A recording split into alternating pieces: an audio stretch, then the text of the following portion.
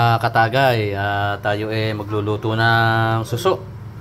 Are, ito daw galing ng Mindoro, ano? Nabili ko lang dyan sa may kanto. At galing daw are ng Mindoro. Kaya titingnan natin kung are masarap. Ang alam kong medyo masarap na suso, yung pilipit. Niluluto namin yun, yung sa amin, yung sa Nueva Ecija. Are, hindi sa Pilipit ewan ko kung anong susuwari. Pero subukan natin. Let's do find out. Meron tayong magandang recipe dito, mga katagay. So, lilinisin ko lang na maigi ito. Lilinisin ko lang ng tubig at saka lalamasin ko sa asin. Sarap to. Habang kumakain ka nito, para ka nakikipag lips to lips sa misis mo. Masagyan pa rin mo.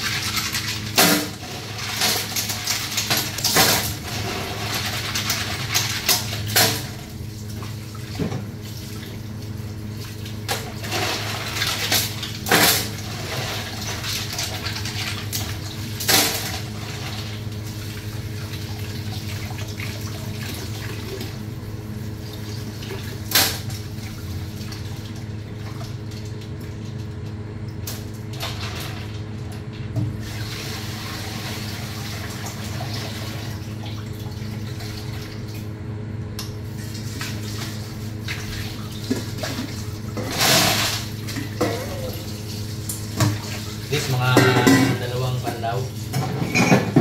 To be make sure na wala na siyang dumi.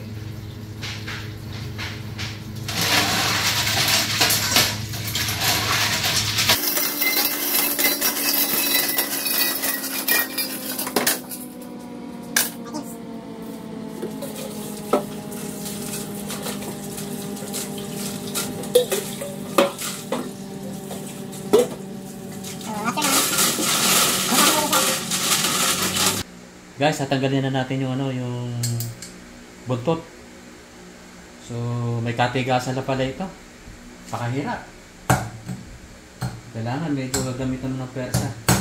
Unlike dun sa suso ng tabang, madali lang. Kahit na konting plies lang na gano'n, okay na. Konting pukpuk lang, okay na, manipis yung balat. Ito, napaka-kapal pala ng balat nung susong dagat. Comparing to sa tabang, susong tabang. Yan. Kailangan medyo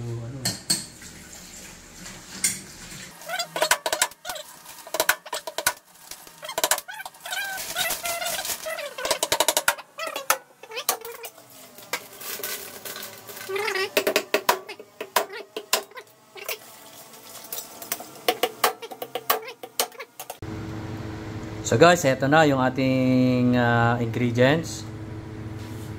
Okay. So, syempre yung ating main ingredients, yung suso. Susong dagat.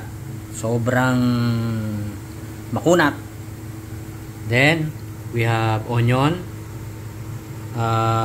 We have also ginger.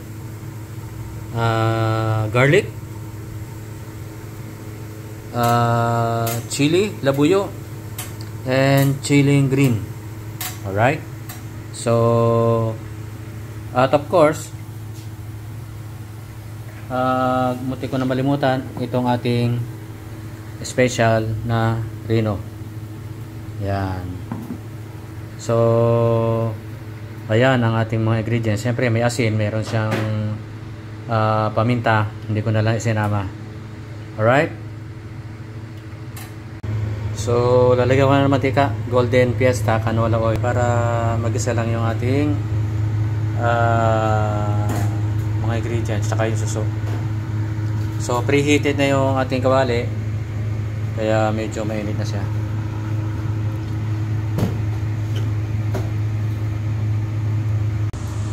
So, parang mainit na. Lagyan na natin yung ating bawang muna.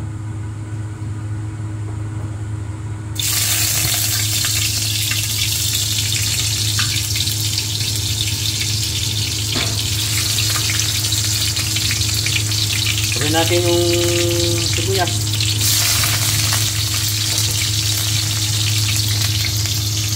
Haluin ng konti, mga idol.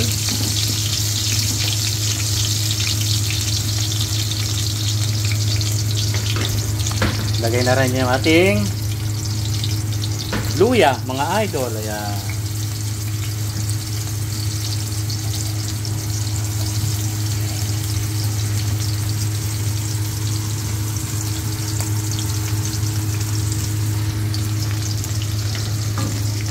Haluin.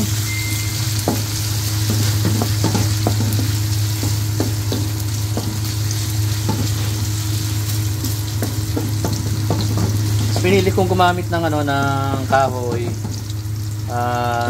na siyanse para hindi maingay. Nakakangilo pag medyo maingay yung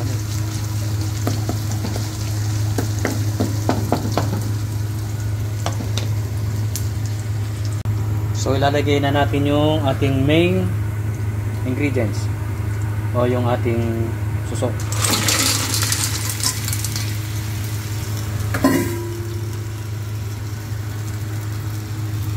Yan. So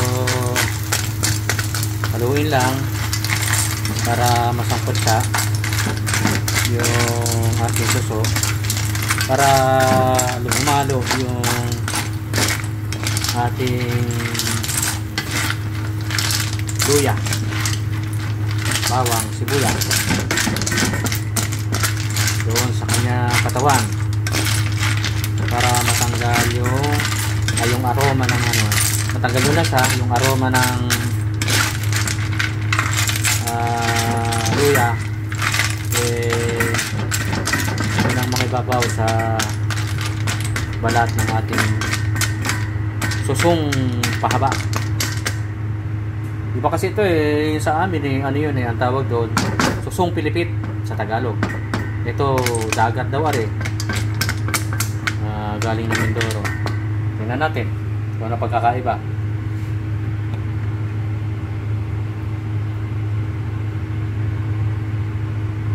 So takpan muna natin to mga idol. So yan, takpan muna natin mga idol. So eto na naman yung mahiwago ko pantakip. Wala ko pantakip okay na to. So tinala natin mamaya kung medyo kukulo na siya. Then let's check it out. Alright, medyo kumukulo na mga idol. Lagyan natin ng konting asin.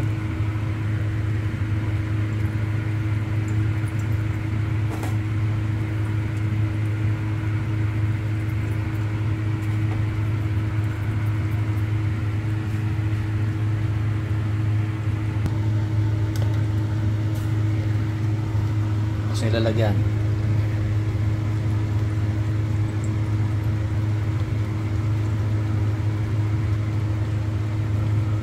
Yan.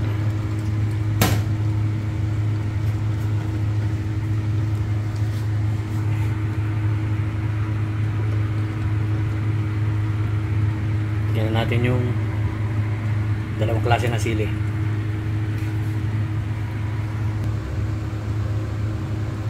Kailan pakuluin na natin. Then tatakpan ko muna uli yan. Hintayin kong kumulo uli.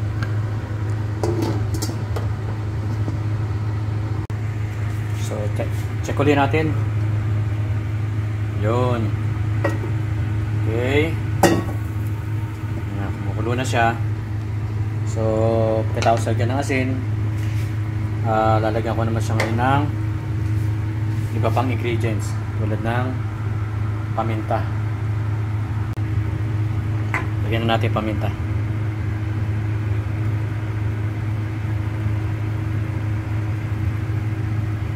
Okay. Then sunod na natin na rin Reno o liver spread.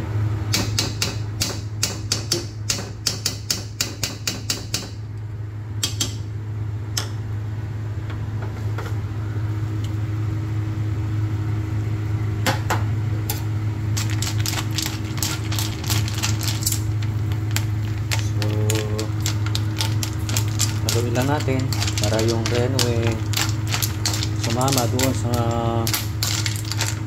mga tuso.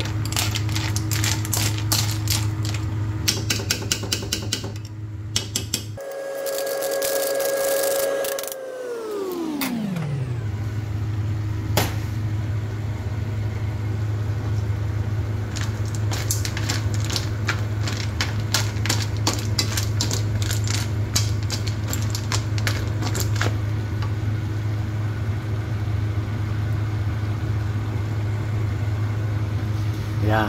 Then lang natin kumulo din ng konti. Saka naman natin lalagay yung ating kakangata.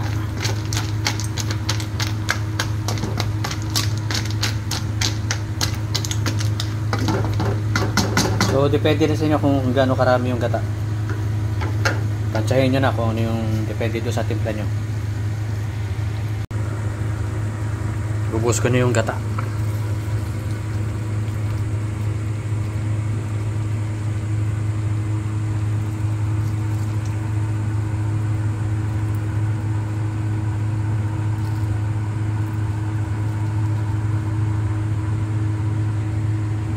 Ayan. Hintayin lang natin pakuluin.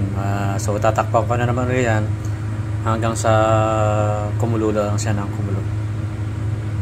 Okay?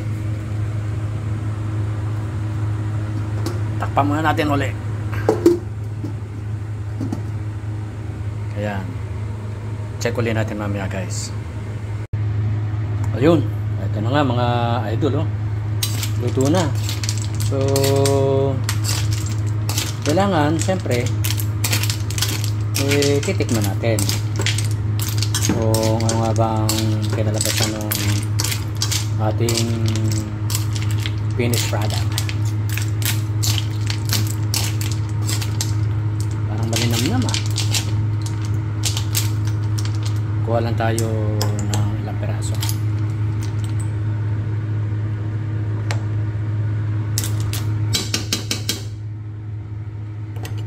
Takpan ko man ulit. Okay, guys. Takpan muna natin ulit. Ito na.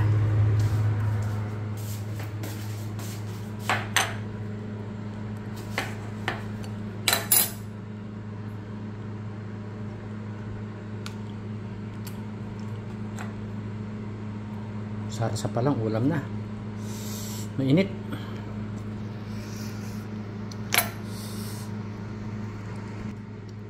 Mainit.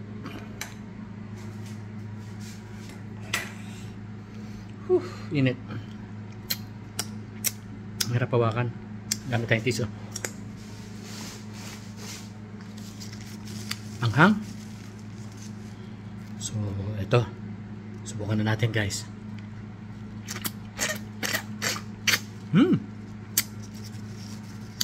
Ang init. Dali. Init.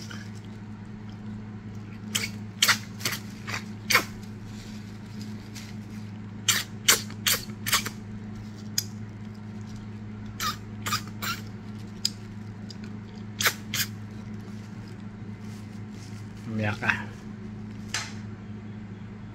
Kulang yata sa ano yun. Isa.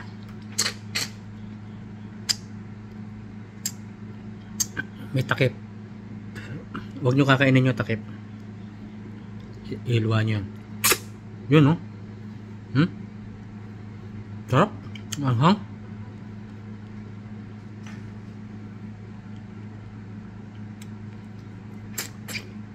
Takip.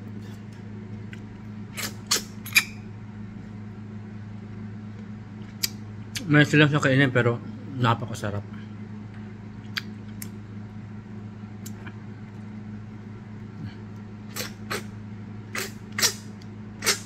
Sarap sa kanin.